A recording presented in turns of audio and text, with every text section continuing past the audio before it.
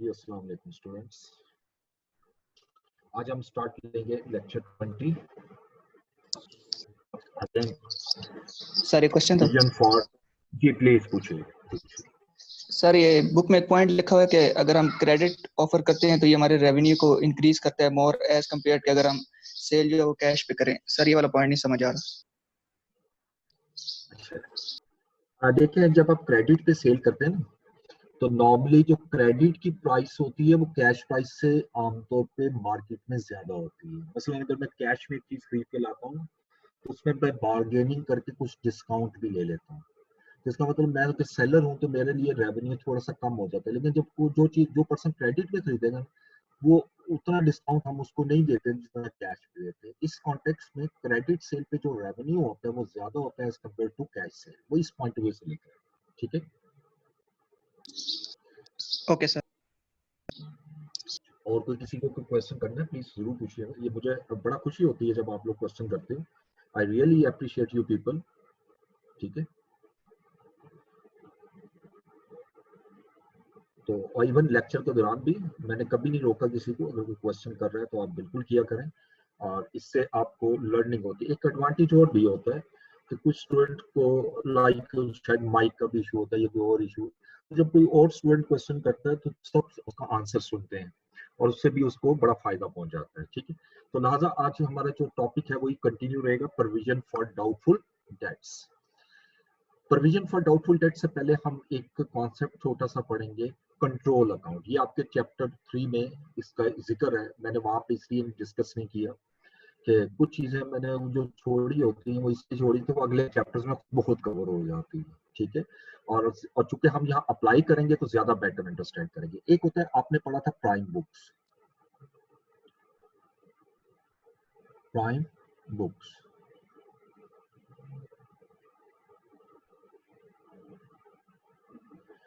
अच्छा। डिफरेंट जब prime books होती हैं उसमें जब आप ट्रांजैक्शन रिकॉर्ड कर लेते हो, रिकॉर्ड करने के बाद पोस्टिंग करते हैं उसको लेजर्स में। अच्छा, हमने अब कस्टमर्स लेजर क्रिएट करते हैं मुख्तलिफ, जैसे mister A account, mister B account, mister C account. एक होता है कंट्रोल अकाउंट। कंट्रोल अकाउंट का प्रिंसिपल समझाने के लिए मैं थोड़ी सी एक आपके सामने डे बुक ले रहा हूँ। सपोज ये सेल्स डे बुक है। अब मैं इसमें पूरी डिटेल नहीं लिख रहा जैसा पहले लिखी थी। अब ये मेरे पास कस्टमर है मिस्टर ए, इसको हमने 6000 रुपीज की सेल की। मिस्टर बी, इसको हमने 9000 की सेल की। और मिस्टर सी को हमने 10000 की सेल की। ये तीन कस्टमर थे हमारे आज के दिन के, और हमने तीनों को सेल की। ये 25000 की मेरी सेल हो गई। अच्छा, जब प्राइम बुक से आप पोस्टिंग करते हैं तो इसमें हमने एक मेथड पढ़ा था, पहले मैं उसको लेता हूँ। द मेथड नंबर 1, इसके बाद इसका नाम भी लिखूंगा क्योंकि वहां मैंने एक्सप्लेन खुद नहीं किया था, तो वहां आप कंफ्यूज हो जाते हैं। अब इसमें हम क्या करते हैं, जब पोस्टिंग करते हैं तो पहली पोस्टिंग कहाँ होगी, सेल्स अकाउंट में। और सेल्स अकाउंट में एक एक अमाउंट नहीं जाएगी, बल्कि सेल्स अकाउंट में ये जो 25000 अमाउंट है वो सीधा मैं यहाँ क्रेडिट कर दूंगा जो भी डेट होगी, और यहाँ लिख दूंगा सेल्स डे बुक, ठीक है। उसके बाद ये तीनों कस्टमर अकाउंट्स में भी मैं पोस्टिंग करूंगा। मिस्टर ए, मिस्टर बी और मिस्टर सी, ये तीन लेजर ओपन कर लिए। अब इन तीनों को हमने चूंकि क्रेडिट सेल की है, तीनों से पैसे लेने हैं, तो ये डेबिट सेल पे आएगा। सेल्स डे बुक लिखूंगा और 6000 जो भी डेट होगी, यहाँ लिखूंगा सेल्स डे बुक 9000, और यहाँ मैं सेल्स डे बुक लिखूंगा 10,000। अच्छा, फर्स्ट करें यही ट्रांजैक्शन है। इसके बाद वो आपसे कहते हैं ट्रायल बैलेंस बनाओ। देखो ये प्रोसेस जो मैंने सेल डे बुक वाला किया ये रिकॉर्डिंग हो गया। जो नीचे मैंने लेजर्स वगैरह बनाए हैं, मैं M1 लिख के मेथड नंबर 1 में, ये सारे के सारे हमारे लेजर्स हैं। फिर बैलेंसिंग करते हैं। बैलेंसिंग में यहाँ नहीं कर रहा, वही बैलेंस उठा लेंगे। तो अब उसके बाद हम ट्रायल बैलेंस बनाते हैं, क्योंकि मेरा मकसद सिर्फ एक चीज समझाना है यहाँ, ट्रायल बैलेंस।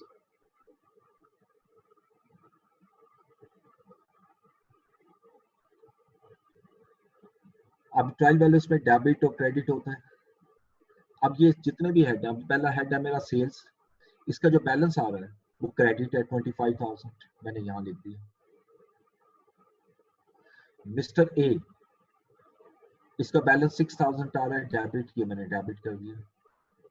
फिर मिस्टर बी, इसका बैलेंस आ रहा है 9,000, डेबिट, मैंने डेबिट साइड पे लिख दिया। और ये मिस्टर सी, वैसे तो और भी ट्रांजैक्शन होती है ना, लेकिन जैसे मैं एक छोटी सी ट्रांजैक्शन से एक कॉन्सेप्ट बताना चाह रहा हूँ कंट्रोल की तरफ जाने से पहले। ये 25,000 है।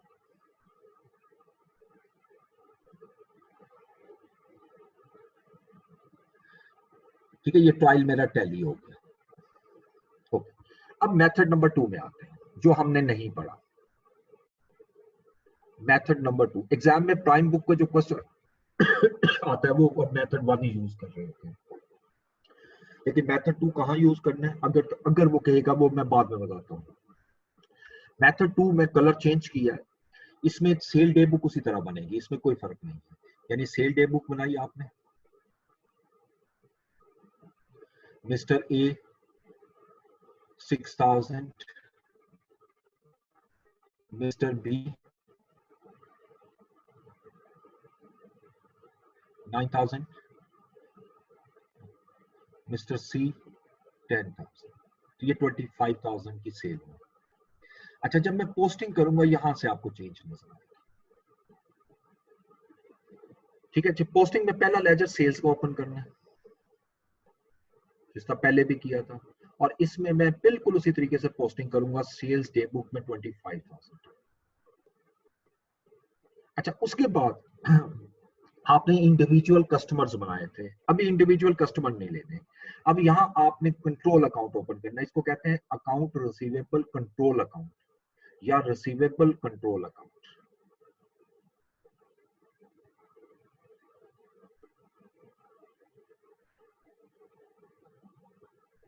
ये हमारा कंप्रीहेंसिव सिस्टम होता है। यहाँ पर हमने क्या करना है, अब एक एक कस्टमर पोस्ट नहीं करना। ये 25,000 मुझे पता है कि मैंने आज सेल की है, और यही 25,000 मैंने कस्टमर से लेने हैं, मुख्तलिफ कस्टमर से, तो मैं अकाउंट रिसीवेबल कंट्रोल में जाकर सेल्स डे बुक लिख देता हूँ 25,000। ठीक है जी। अब उसके बाद फिर मैं इंडिविजुअल पोस्टिंग करता हूँ, मिस्टर ए। अब मिस्टर ए में जब पोस्टिंग की तो मैं यहां सेल्स लिखूंगा 6,000 की। मिस्टर बी मैं सेल्स लिखूंगा 9,000, और मिस्टर सी मैं सेल्स लिखूंगा 10,000। अभी तक जो मैंने आपके सामने काम किया है, दोनों में कंपैरिजन करें, सिर्फ एक फर्क आ रहा है, यहां पर एक लेजर का इजाफा हो रहा है, कमी नहीं हो रही, सिर्फ एक लेजर का इजाफा हो रहा है, and that is receivable control account. ठीक है, अब साल के एंड पे या जो भी पीरियड एंड है, मैं ट्रायल बैलेंस बनाऊंगा। जब मैं ट्रायल बैलेंस बनाता हूं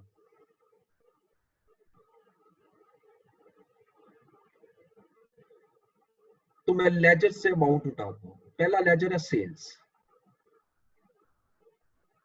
और सेल्स है 25,000 क्रेडिट, और दूसरा लेजर है रिसीवेबल कंट्रोल, ये 25,000 मेरा डेबिट हो जाए। अगर आप टेक्निकली देखें तो ट्रायल टैली हो चुका है। मैंने मिस्टर ए, मिस्टर बी और मिस्टर सी के लेजर जरूर बनाए हुए हैं, लेकिन उसको मैं ट्रायल बैलेंस में नहीं लेकर आया। तो फिर ये लेजर क्यों बनाए? जब मैंने ट्रायल बैलेंस में नहीं लाने तो ये बैलेंस क्यों बनाए? इसलिए कि जब मैं पीरियड खत्म होगा तो मैं देखूंगा कि ये जो 25,000 है मैंने किस किस से लेना है। उसके बाद हम बनाते हैं list of customers, list of customers,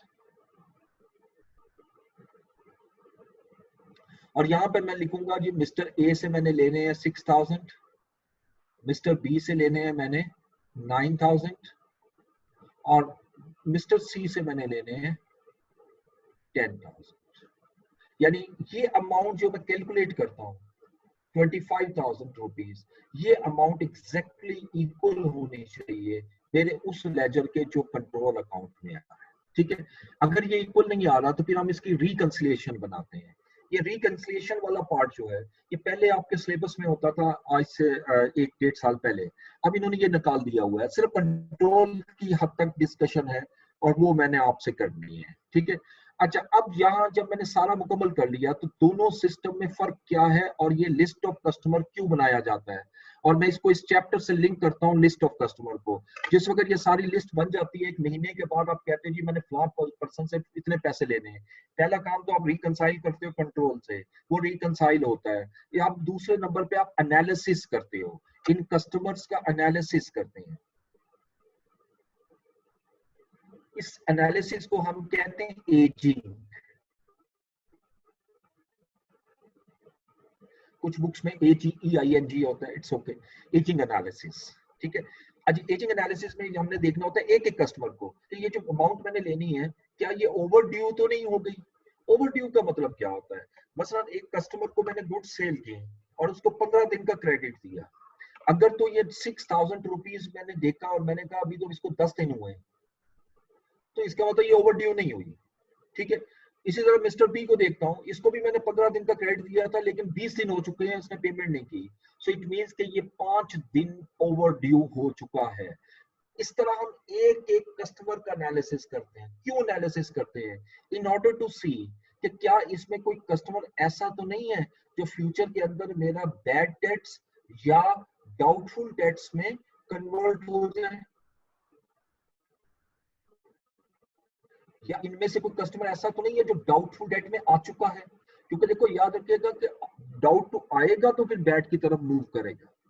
अगर वो पेमेंट हमें टाइमली नहीं दे रहा तो ये हमारे बिजनेस के लिए रिस्क क्रिएट हो रहा है, ठीक है, रिस्क क्रिएट हो रहा है। और जब रिस्क क्रिएट हो रहा है तो हमारे लिए ये चांसेस हैं कि फ्यूचर में शायद हमें ये रकम ना मिल सके। यहां तक जो मैंने आपसे डिस्कस किया, अब दोनों मेथड्स की तरफ आता हूं, इनका मीनिंग क्या है। देखो दोनों में यहां पर आप देखो तो इंडिविजुअल्स अकाउंट ट्रायल बैलेंस में आपको नजर आ रहे हैं। इस मेथड को कहते हैं इंडिविजुअल्स का मतलब कस्टमर्स है यहाँ पर, और परचेज के केस में सप्लायर है, इसलिए मैंने वर्ड इंडिविजुअल्स लिखा। Are part of double entry, part of double entry, यानी यहाँ पर इंडिविजुअल लेजर जो है वो डबल एंट्री का हिस्सा है। जो चीज डबल एंट्री का हिस्सा होती है वो ट्रायल बैलेंस में शो होती है। लेकिन इस केस में देखें, ये मिस्टर ए, बी और सी के जो आपने लेजर्स बनाए हैं वो ट्रायल बैलेंस में कहीं नजर नहीं आ रहे आपको, ठीक है। इट मींस कि यहां पर हम कहते हैं इस मेथड को individuals are not a part of double entry, not a part of double entry. तो फिर इन लेजर्स को क्या कहेंगे?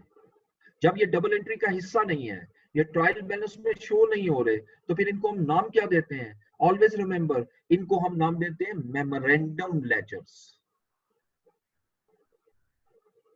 मेमोरेंडम का वर्ड अकाउंटिंग में हम यूज करते हैं। मेमोरेंडम, हर वो चीज मेमोरेंडम होती है जो एक्स्ट्रा रिकॉर्ड होती है, यानी मीन ऐसा रिकॉर्ड जो डबल एंट्री का हिस्सा तो नहीं है लेकिन डबल एंट्री सिस्टम को फैसिलिटेट कर रहा होता है। समझ आ गई? यानी डबल एंट्री का हिस्सा नहीं है। मिसाल के तौर पे हम स्टॉक अकाउंट लिखते हैं, स्टॉक कि जी मेरी स्टॉक की वैल्यू 50,000 है या 5 लाख है। अब इस स्टॉक में कौन कौन सी आइटम कितनी है, कि इसमें जी ये जो जनरल आइटम है ये इतनी है, इसमें घी की कॉस्ट इतनी है, इसमें जो एग्स है उसका इतना स्टॉक पड़ा है, ब्रेड का इतना स्टॉक पड़ा है, जनरल स्टोर की बात कर रहा हूँ तो कितनी आइटम होती है, उन सबको टोटल करूंगा तो 5 लाख ही होगा। वो जो जितना भी मैं स्टॉक शीट बना रहा हूँ जिसके अंदर एक एक आइटम का बैलेंस आ रहा है, it is not a part of double entry, लेकिन ये डबल एंट्री को फैसिलिटेट कर रहा होता है। इसको हम नाम देते हैं मेमोरेंडम रिकॉर्ड्स।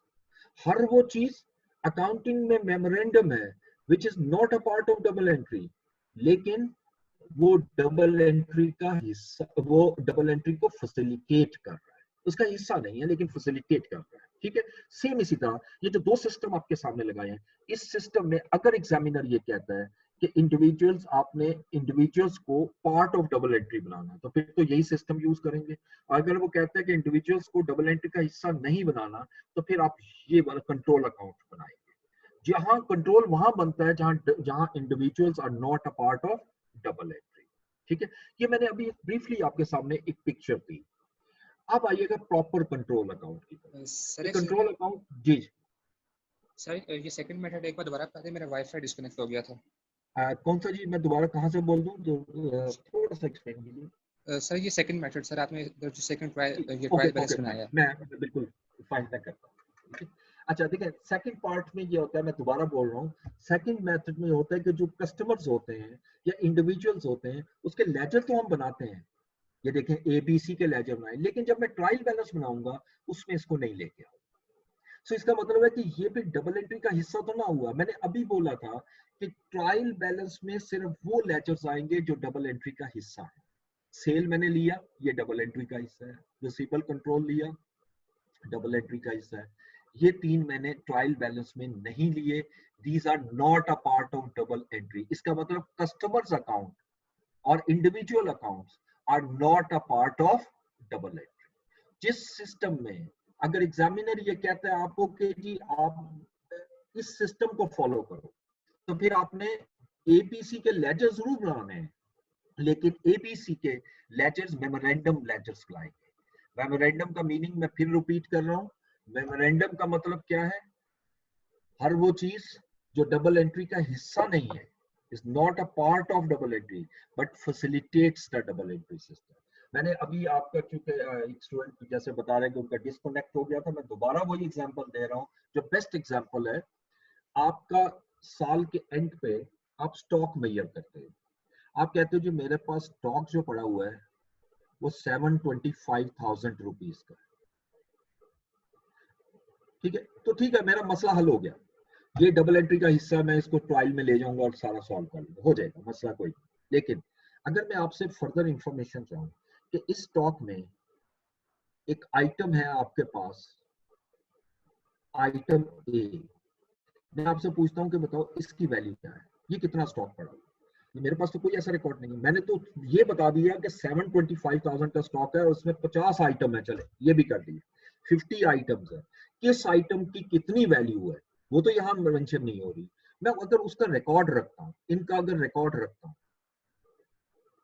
कि जी मिस्टर ए की वैल्यू जो है इतनी है 110,000, बी की इतनी है, सी की इतनी है, यानी पूरी 50 की वैल्यूज लगा लेता हूँ, 50 आइटम्स की, और अल्टीमेटली इसका सम इसी के इक्वल आएगा। ये जो मैं रिकॉर्ड रख रहा हूँ ये कहीं ट्रायल बैलेंस में शो नहीं होगा, लेकिन ये डबल एंट्री को फैसिलिटेट कर रहा है, मेरे लिए इंफॉर्मेशन फ्लो तेज कर रहा है। मुझे जब भी कोई इंफॉर्मेशन चाहिए डिटेल में तो मुझे यहाँ से मिल सकती है। इस रिकॉर्ड को आप नाम देते हो मेमोरेंडम रिकॉर्ड्स। मेमोरेंडम की लाइन एक दफा फिर बोलूंगा, memorandum is anything which is not a part of double entry but facilitates the double entry system। जो डबल एंट्री का हिस्सा नहीं है लेकिन उसको फैसिलिटेट कर रहा होता है, उसको आप नाम देते हो मेमोरेंडम रिकॉर्ड। अगर वो लेजर है तो मैं मेमोरेंडम लेजर का नाम यूज कर लेता हूँ, यानी इसमें कोई फर्क नहीं, मेमोरेंडम शीट का वर्ड यूज कर लेता हूँ। अगर कोई स्टेटमेंट है तो मेमोरेंडम स्टेटमेंट का वर्ड यूज कर लेता हूँ। मेमोरेंडम का वर्ड मैंने आपको एक्सप्लेन किया, ठीक है। तो जिस सिस्टम के अंदर एग्जामिनर आपसे ये कहता है कि individuals are not a part of double entry, तो वहां पर हमारा कंट्रोल अकाउंट मस्ट बनता है, receivable control account. Control account तमाम कस्टमर्स का कंबाइंड लेजर होता है इन सिंपल वर्ड्स, इसलिए इंडिविजुअल का जो टोटल होगा वो इससे टैली होना चाहिए। ठीक है, अब रिसीवेबल कंट्रोल अकाउंट में क्या क्या चीज आएगी उसकी डिस्कशन मैंने आपसे करनी। नेक्स्ट स्लाइड पे आऊंगा और डिस्कस करूंगा। सर जी जी, अगर क्वेश्चन में मेंशन नहीं है कि individuals are not a part of double entry या दूसरी वाली स्टेटमेंट, तो हम फिर कौन से वाला मेथड यूज करेंगे? बिल्कुल पहला मेथड यूज करो, आसान है, दूसरा लेंथी हो जाता है। और सर ये लिस्ट ऑफ कस्टमर्स है सर, ये हमें सिर्फ और सिर्फ ये सेकंड मेथड में ही अवेलेबल, मतलब हमने इसे सेकंड मेथड में ही बनाना है? नहीं, पहले में भी बना रहे हो लेकिन वो प्रॉपर लेजर है ना, वो तो पार्ट ऑफ डबल सही एंट्री है, दूसरे में उसी तरह बना रहे हो, लेकिन सिर्फ ये कि वो पार्ट ऑफ डबल एंट्री नहीं हो। ठीक है सर। ठीक है, ओके। अच्छा अब आइएगा नेक्स्ट में, ये जो मैं लेजर बना रहा हूँ ना, इसको आपने ज़हन में रख लेना है, यानी समझ रट लें आप, ये चीजें इसमें मैक्सिमम आनी है। अगर आपको आ जाता है क्वेश्चन कंट्रोल अकाउंट बनाओ, अव्वल तो मेरा नहीं ख्याल कि ये निकाल दिया उस तरह, चैप्टर तो सिर्फ डिस्कशन आता है, मेरा नहीं ख्याल कि वो देगा, और जब से ये निकाला आया भी नहीं है। तो बहरहाल चूंकि बुक में डिस्कशन थी इसलिए मैं आपके साथ कर रहा हूँ।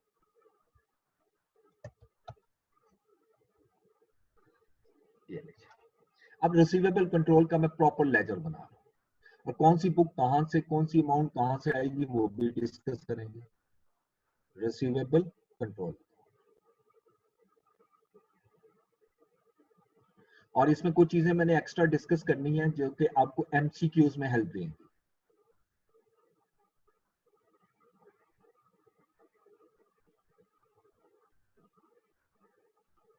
ये मैं लेजर जो बना रहा हूँ जरा बड़ा नजर आएगा, लेकिन परेशान नहीं होना कि जब क्वेश्चन आता है सारा नहीं बनाना होता। यहाँ पर मैं मैक्सिमम चीजें आपसे डिस्कस करूंगा। सो एनीवन पहले बताइएगा, ओपनिंग बैलेंस रिसीवेबल का डेबिट होता है या क्रेडिट? रिसीवेबल कंट्रोल का डेबिट। यस, इसका नॉर्मल बैलेंस डेबिट होता है, तो इसका बैलेंस डेबिट साइड पे हम लिखूंगा बैलेंस ब्रॉट डाउन। लेकिन बाजुकात एग्जामिनेशन में क्वेश्चन में आपको ओपनिंग बैलेंस क्रेडिट भी दिया होता है। मैंने बी का वर्ड यूज किया, ऑल्सो का वर्ड यूज किया, यानी अगर ये दिया होगा तो इस तरह दिया होगा। सपोज अगर डेबिट बैलेंस उसने दिया है 150,000 तो क्रेडिट बैलेंस 2,000 है, यानी क्रेडिट बहुत कम अमाउंट हो गई, तो ओवरऑल बैलेंस डेबिट ही है।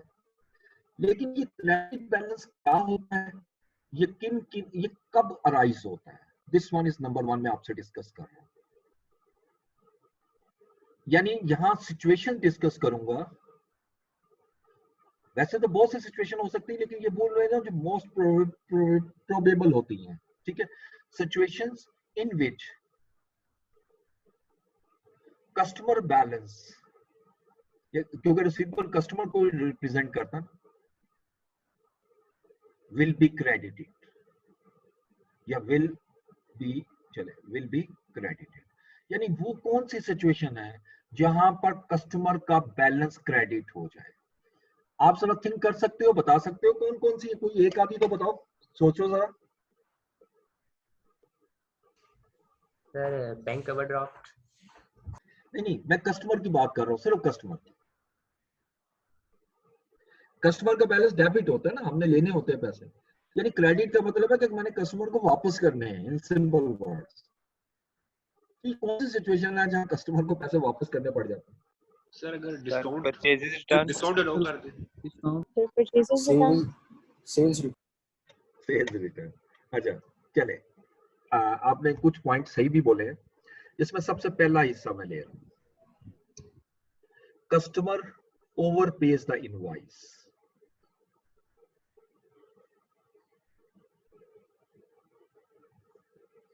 ओवरपेड इनवॉइस, यानी हमने कस्टमर को एक इनवॉइस रेज की 10,000 रुपीज की, और उसको हमने डिस्काउंट ऑफर कर दिया कि अगर 10 दिन में पेमेंट करोगे तो आप मुझे 10,000 नहीं दोगे बल्कि 9,500 दो। अब वो 10 दिन के अंदर ही पेमेंट कर रहा है, लेकिन शायद उसने ओवरलुक किया, ये होता है बिजनेस में, तो कस्टमर ने पूरी अमाउंट का चेक बना के हमें भेज दिया, ठीक है। This is overpaid invoice. अब जितनी अमाउंट आपने ज्यादा ली है ना कस्टमर से, वो मेरा क्रेडिट हो जाएगा बैलेंस, ठीक है। कैसे? जैसे कस्टमर को जब मैंने सेल की, चलो डिस्काउंट अभी छोड़ दो, बड़ी सिंपल सी बात है, मैंने एक इनवॉइस रेज की कस्टमर को, ये मिस्टर ए है, तो मैंने सेल की, तो सेल की 2,000 रुपीज की। अच्छा, जब कस्टमर ने मुझे 2, 4, 5, 10, 12 दिन के बाद पेमेंट की, जब पेमेंट मिलेगी तो मैं कैश को क्रेडिट करूंगा, और उसने मुझे पेमेंट दी 2,500। अब ये गलत पेमेंट कर गया, अब इसकी वजह से 500 ज्यादा आ गया हमारा, this represents the credit balance. अब ये रकम मुझे वापस करनी है। अच्छा, अब बिजनेस में जरूरी नहीं होता कि कैश वापस करें, कई दफा ऐसा होता है कि जो रेगुलर कस्टमर होता है तो अगली जब सेल करेगा तो अगली दफा वो कम पेमेंट करेगा, खुद ही एडजस्ट हो जाएगा। लेकिन बहरहाल मेरी बुक से इस वक्त क्रेडिट हो जाएगी, और मेरी बुक ये शो कर रही है कि मैंने कस्टमर के पैसे देने हैं। हालांकि इससे पहले हम पढ़ते हैं ना, मैंने वर्ड यूज किया था नॉर्मल बैलेंस डेबिट होता है। ये एक्सेप्शनल सिचुएशन होती है जहां कभी कभी ऐसा उल्ट भी हो जाता है, तो यहाँ पर ऐसा भी पॉसिबिलिटी माइंड में रखनी है कि कस्टमर अगर ओवर पे कर दे इनवॉइस को तो बैलेंस डेबिट की बजाय क्रेडिट हो सकता है। ये पहली situation. Number 2, customer return goods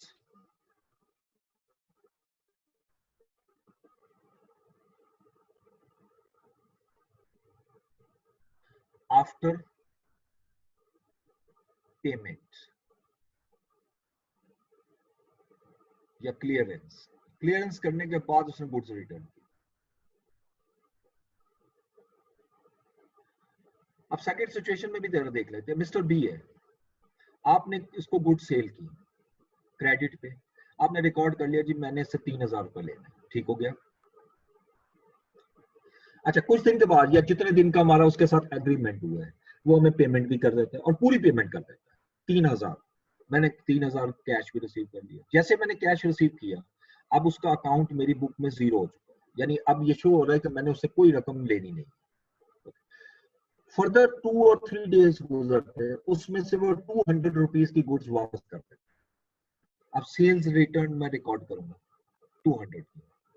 तो ये जो गुड्स वापस आई हैं, ये मेरा क्रेडिट बैलेंस बन चुका है और इसके अगेंस्ट अब मुझे उसको 200 रुपीज वापस करने हैं या 200 रुपीज की गुड्स उसको देनी। ये उस वक्त तक क्रेडिट रहेगा जब तक कि मैं उसको पेमेंट वापस नहीं करता या उसकी एडजस्टमेंट नहीं कर लेता अगली इनवॉइस में। ठीक है जी। तो ये 2 सिचुएशन मैंने अभी आपके सामने डिस्कस की जहां पर कस्टमर का बैलेंस क्रेडिट हो सकता है। मैंने आपसे कहा था और भी सिचुएशन हो सकती हैं, लेकिन मोस्ट फ्रीक्वेंटली जो प्रैक्टिकली, इवन मैं 13 साल इंडस्ट्री में भी सर्व किया, तो ये अक्सर मैंने देखा है कि ये एरर्स हो जाती हैं क्योंकि बिजनेस का प्रेशर इतना ज्यादा होता है कि ये पॉसिबिलिटी नहीं होती कि एरर ना हो। Possibility of error is always there. ठीक है, 1 मिनट होल्ड कीजिएगा।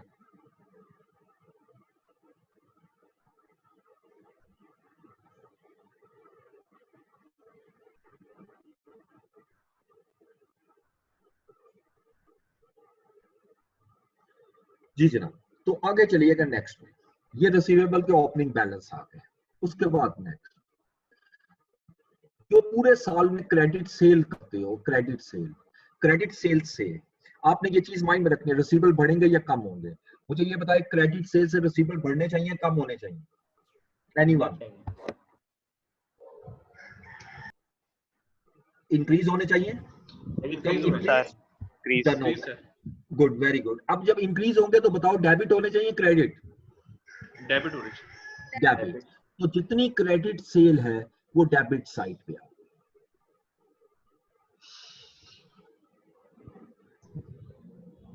ठीक है, अब मैं अमाउंट्स नहीं लिख रहा, बस वो तो पहले ही सिर्फ समझाने के लिए लिखी। अच्छा, क्रेडिट सेल जो है ये अमाउंट कहां से मिलेगी मुझे?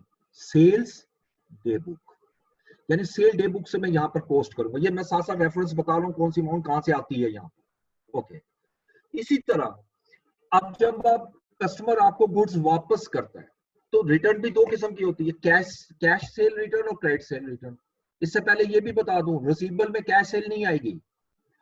ठीक है, रिसीवेबल में सिर्फ क्रेडिट सेल आएगी। इसी तरह जब आपकी रिटर्न होती है, कैश कस्टमर रिटर्न करता है और फौरन आप कैश वापस कर देते हो, वो रिसीवेबल में नहीं आएगी। लेकिन अगर क्रेडिट सेल के अगेंस्ट रिटर्न है तो सेल रिटर्न से रिसीवेबल बढ़ने चाहिए या कम होने चाहिए? कम होंगे। कम होने चाहिए। गुड, तो ये मैं क्रेडिट कर दूंगा यहाँ, क्रेडिट सेल्स रिटर्न। सर ये पॉइंट दोबारा बता दो। कि मैं दोबारा बोल देता हूँ। देखिए, जब हम कस्टमर को गुड्स सेल करते हैं तो वो तो डेबिट हो गया ना क्रेडिट पे। तो कई दफा कस्टमर उसमें से गुड्स वापस भी कर देता है, कोई भी रीजन हो सकती है, डैमेज हो गई या और चीज है या अकॉर्डिंग टू स्पेसिफिकेशन नहीं है, वो वापस कर देता है। जितनी गुड्स वापस करेगा तो वो मैं क्रेडिट इसलिए कर रहा हूँ कि अब मैंने उसके अगेंस्ट कोई उससे पैसे तो नहीं लेने, क्योंकि मैंने, अगर मैं आपसे सिंपल एग्जांपल दूं, आपने 10 किताबें सेल की क्रेडिट पे, ठीक है, इनवॉइस भी 10 की दे दी, उसमें से 2 दिन बाद वो एक बुक आपको वापस कर देता है कि मुझे 9 ही चाहिए। तो अब आप उससे क्लेम कितनी बुक्स की पेमेंट करोगे, 10 की या 9 की? 9 जी सर, 9 की। पेमेंट 90 करोगे ना, तो अब चूंकि मैं 10 रिकॉर्ड कर चुका हूं यहाँ पर, तो फिर एक बुक की मुझे वापस करनी है पैसे, तो मैं इसको क्रेडिट कर दूंगा। इससे मेरे रिसीवेबल बैलेंस कम हो जाएगा, क्योंकि मैं 10 की बजाय अब 9 क्लेम कर रहा हूँ तो कम हो गया। तो ये जो सेल रिटर्न है, ये सेल रिटर्न डे बुक से आपको मिलेगा। अच्छा, अब आइएगा, अगर आपको कोई कस्टमर पैसे देता है, पेमेंट करता है, पेमेंट दो फॉर्म में हो सकती है। Some time customer pays us in the form of cash and some time the customer pays us in the form of cheque. चाहे पेमेंट कैश में आए या चेक में आए, टेल मी, रिसीवेबल का बैलेंस बढ़ना चाहिए, कम होना चाहिए? कम होगा सर। कम होना चाहिए सर, कम क्रेडिट होगा। होगा। Good. तो लिहाजा वो तो फिर क्रेडिट साइड पे आएगा। ठीक हो गया जी। यहाँ मैं कैश लिखूंगा अगर कैश लिया है, और अगर चेक लिया है तो फिर मैं बैंक लिख लूंगा। तो ये दोनों लिख रहा हूं, लेकिन ये दोनों अमाउंट मुझे मिलेंगी कहां से? कैश बुक से। कैश बुक में दो कॉलम होते हैं ना, कैश का भी और बैंक का भी, ये दोनों कैश बुक से मिलेंगे। ठीक है, अब आप इसके बाद फर्दर आते हैं। अगर आपने किसी कस्टमर को कोई डिस्काउंट दिया है, इससे रिसीवेबल बैलेंस बढ़ेगा या कम होगा? कम होगा सर। कम होगा। तो ये भी मेरा किस साइड पे आएगा? क्रेडिट साइड पे। तो डिस्काउंट अलाउड भी हम क्रेडिट साइड पे लेंगे।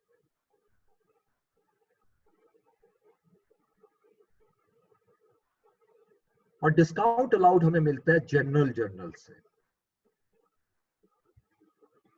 ये चीजें जो मैं आगे लिख रहा हूँ ना, कहां से कौन सी चीज मिलेगी, ये एमसीक्यूज के हवाले से बहुत इंपॉर्टेंट है। अच्छा, अब आइएगा नेक्स्ट में। अब एक कस्टमर ने मुझे चेक दिया सर जी। सर हमने जब कस्टमर को डिस्काउंट अलाउ किए तो वो तो कम पैसे हमें देगा ना, तो उससे तो फायदा होगा। मतलब हमने अपने लिहाज से देखना है या उसके लिहाज से? अपने हिसाब से देखेंगे ना। Okay sir. ठीक है ना, जब भी आप कोई ट्रांजेक्शन करोगे ना, तो आपने अपने पॉइंट ऑफ व्यू से, उसके पॉइंट ऑफ व्यू से नहीं देखना है। इवन अगर आपको याद हो तो मैंने कुछ क्वेश्चंस जो ना आपको ये भी दिए थे कि कुछ ट्रांजेक्शन लिखी थी जो उसके पॉइंट ऑफ व्यू से लिखी थी, लेकिन की हमने अपने पॉइंट ऑफ व्यू से। ठीक है, ओके सर, आगे चलिएगा नेक्स्ट में। अब मैंने ये कहा कि कस्टमर ने आपको चेक दिया था, आपने ले लिया, बैंक में जमा करा दिया, चेक डिसऑनर हो जाता है, रिसीवेबल बढ़ेंगे कम हो? तो बढ़ेंगे। बढ़ेंगे, बिल्कुल सही है। देखो, जब आप चेक ले लेते हो ना किसी कस्टमर से, तो आप उसको क्रेडिट कर देते हो। अब वो चेक डिसऑनर हो गया, जब डिसऑनर हो गया तो आपने वो पैसे दोबारा उससे लेने हैं ना, तो इसलिए रिसीवेबल बढ़ जाएंगे। और जब रिसीवेबल बढ़ेंगे तो डेबिट साइड पे आएगा। अगर आ जाए डिसऑनर चेक, तो मैं इसको डेबिट साइड पे लिखूं।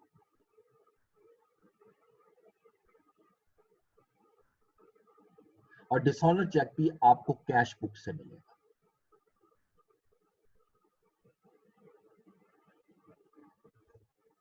नेक्स्ट आइएगा। अच्छा, अब मुझे बताइएगा नेक्स्ट में, अगर कोई कस्टमर है, उसका बैलेंस क्रेडिट है, जैसे मैंने ए और बी की सिचुएशन बताई आपके सामने। अब वो हमें रिफंड करता है, हम उसको रिफंड करते हैं पैसे। वो कहता है जी मुझे ये जो एक्स्ट्रा पैसे आ गए मुझे वापस कर दो, मैं उसको रिफंड कर रहा हूँ। तो रिफंड करूंगा तो रिसीवेबल की किस साइड पे शो होना चाहिए?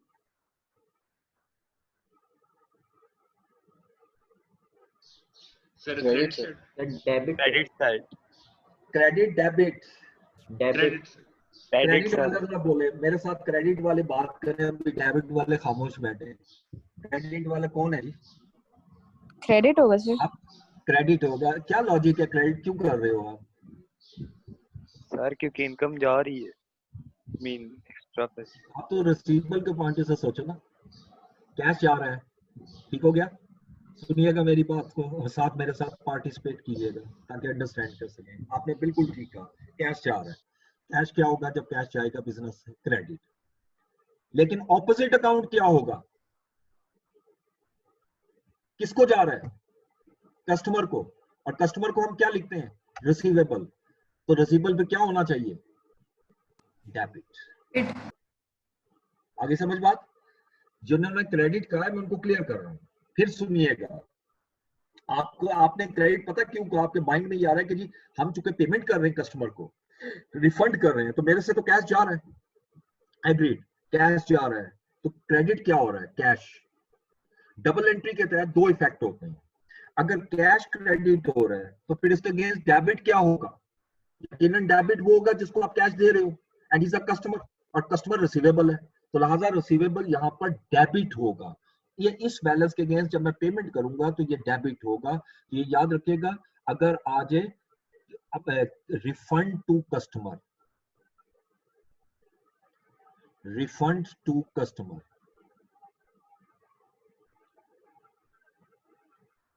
ये हमारा डेबिट साइड पे आएगा, ये डेबिट साइड पे आएगा, ठीक है। अच्छा, ये हमें मिलेगा कैश बुक से, ये मैंने टिक लगा दी है कैश बुक। अगली चीज मुझे बताइए, ट्रेड डिस्काउंट कहां पर आएगा? तो ये मेंशन नहीं करते हैं जी,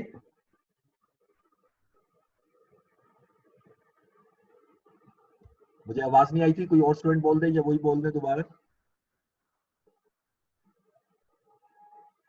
अगर आप किसी कस्टमर को ट्रेड डिस्काउंट देते हो तो ट्रेड डिस्काउंट कहां पर आना चाहिए? रिसीवेबल पर। सर इसको बुक्स में रिकॉर्ड नहीं करते। गुड, उसको बुक्स में रिकॉर्ड नहीं करते। अब मैं साथ साथ आपके साथ वो चीजें भी डिस्कस करूंगा जो एग्जामिनर क्वेश्चन में देता है, लेकिन not to be shown in receivable, ये हम रिसीवेबल में शो नहीं करते। ये मैं बड़ा कम्प्रीहेंसिव आपको ये लेक्चर में बता रहा हूँ, एक एक चीज, इंशाल्लाह इससे बाहर कोई चीज नहीं आएगी, बल्कि ये इनमें से भी कई चीज नहीं आएंगी। Not to be shown in receivable control, जिसमें जो पहली डिस्कशन हुई है हमारी, जो नहीं आना चाहिए वो ये हुई है कि ट्रेड डिस्काउंट, ये जो ऊपर डिस्काउंट आ रहा है ना, डिस्काउंट अलाउड, वो ट्रेड नहीं है, वो सेटलमेंट डिस्काउंट है, इसलिए वो आया है। लेकिन अगर कहीं ट्रेड डिस्काउंट का वर्ड आ जाएगा तो आप नेट करके अमाउंट लिख लोगे, लेकिन अमाउंट को डिस्काउंट का लफ्ज शो नहीं करोगे, ठीक है जी। इसके बाद नेक्स्ट आए, बाज़ औक़ात एक पर्सन होता है, वो हमारा कस्टमर भी होता है, हमारा सप्लायर भी होता है। यानी मिस्टर ए हमसे गुड्स बाय भी करता है, इस पॉइंट ऑफ व्यू से वो मेरा कस्टमर है, और हम भी उससे गुड्स बाय करते हैं, इसका मतलब वो हमारा सप्लायर भी है। अक्सर बिजनेस में ऐसा होता है, एक ही पर्सन सप्लायर भी होता है और कस्टमर भी होता है। उसके साथ फिर एग्रीमेंट ये नहीं होता कि पेमेंट देनी है लेनी है, बल्कि हम एग्रीमेंट नॉर्मली इस तरह करते हैं कि महीने के बाद या 10 दिन के बाद, 15 दिन के बाद हम अकाउंट बैलेंस देख लेंगे, जिसका बैलेंस, यानी अगर मैंने पैसे लेने हैं नेट करके तो मैं वो रिसीव कर लूंगा, और अगर मैंने नेट करके देने हैं तो मैं उसको दे दूंगा, ठीक है। मसलन इसको आसान कर दूं आपके लिए, मैंने अगर आपसे 5,000 रुपए लेने हैं और आपको 6,000 रुपए देने हैं,